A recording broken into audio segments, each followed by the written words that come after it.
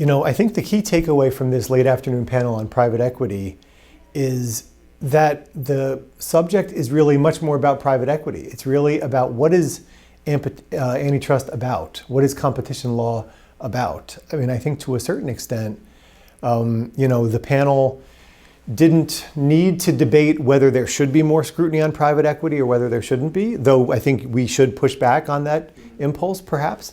But I think there were two examples that really asked the question, what should antitrust be about?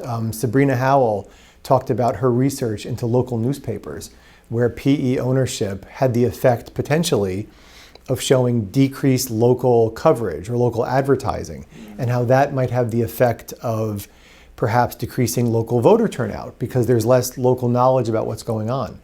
And if that's the case, then that's an effect of a transaction that has nothing to do with price or output.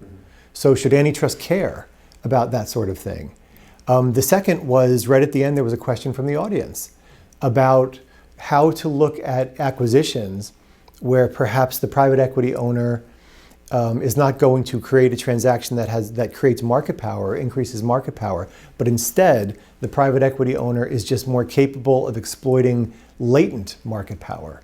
Well, there you have another example of, under the existing rules, maybe that transaction wouldn't raise competitive effects, but in the unique circumstances of today's economy and private equity ownership, maybe it's a really good question. What should antitrust be about? And I think the panel really did an excellent job at addressing that question.